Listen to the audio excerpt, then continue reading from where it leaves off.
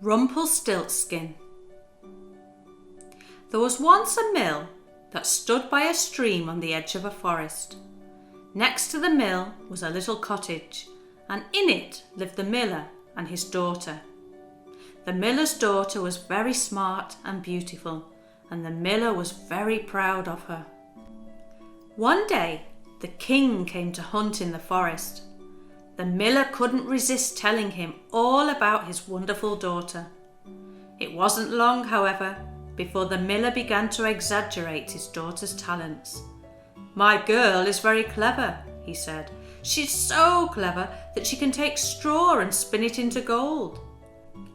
"Spin straw into gold?" cried the king, clearly impressed. "That is amazing. You must bring your daughter to my palace. I will give her some straw and she'll spin it into gold for me." But, began the miller. Oh, how he wished he hadn't got so carried away. Why, oh why, had he gone and told the king such a thing? But it was too late now. He couldn't admit to the king that he had made the story up. So when the king returned to his palace, he took the miller's daughter with him. He took her to a room that was piled high with straw. In the corner was a little spinning wheel. "Get to work," cried the king. "I want all of this straw spun into gold by tomorrow morning." The miller's daughter was shocked. She tried to tell the king that she really could not spin straw into gold, that it was just some silly tale that her father had made up. The king, however, did not want to hear. He left the room and locked the heavy door behind him. The girl sat at the spinning wheel and looked at the pile of straw. She put her head in her hands and began to cry. "What's the matter?" a little voice said. The girl looked around, confused. Then she saw a little man who had appeared in the room out of nowhere. "The king wants me to spin this straw into gold," explained the girl, "but I don't know how." She began to sob again. "I can help you," said the little man, "but I cannot work for free. What will you give me if I help you?" he asked. The girl thought for a moment. Then she took her necklace from around her neck and held it out. "This," she said, "I will give you my necklace." The strange little man nodded and asked the girl to move away from the spinning wheel. Then he sat himself down and got to work.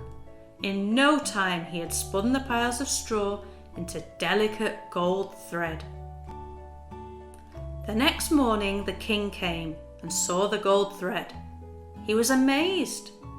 However, he was also very greedy and gave the girl an even bigger pile of straw.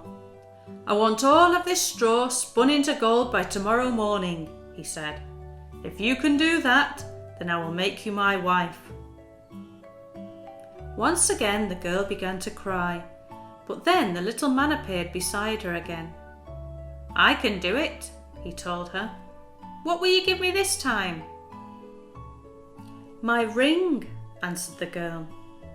So the little man set to work, and it was not long before he had once again spun all of the straw into shiny golden thread.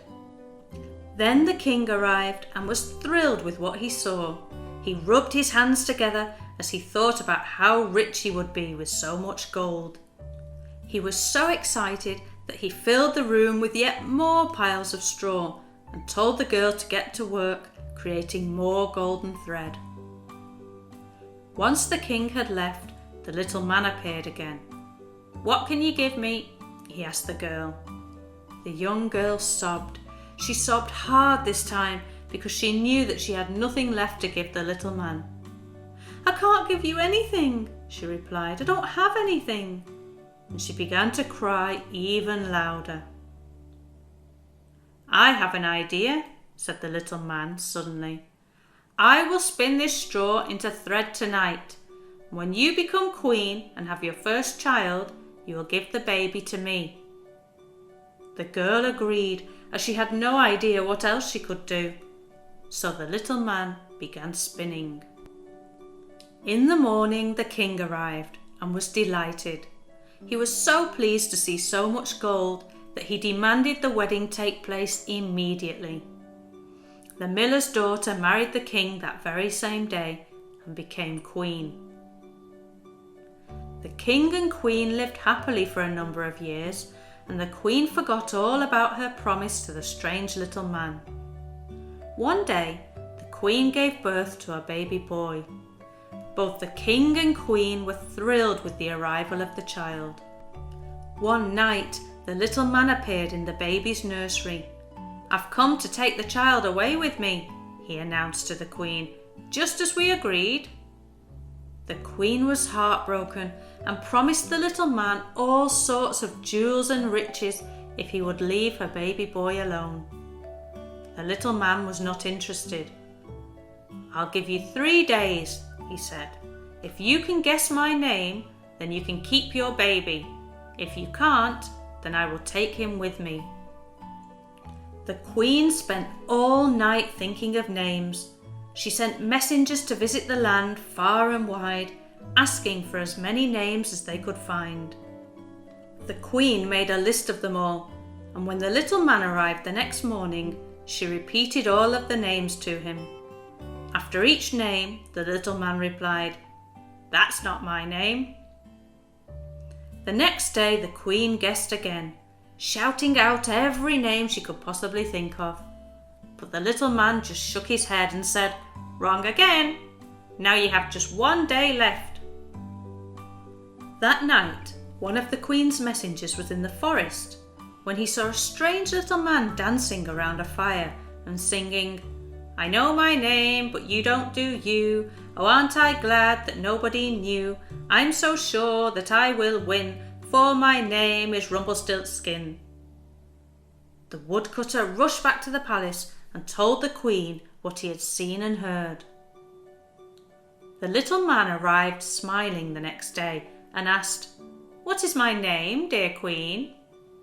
The queen pretended to think. "Are you Thingamajig?" she asked. "Or whatchamacallit? Or what's his name?" Each time the answer was no. Then the queen moved a little closer to the man and said, "Or maybe you are Rumpelstiltskin?" The little man became very cross. His face was bright red with rage, and he jumped and hopped up and down angrily.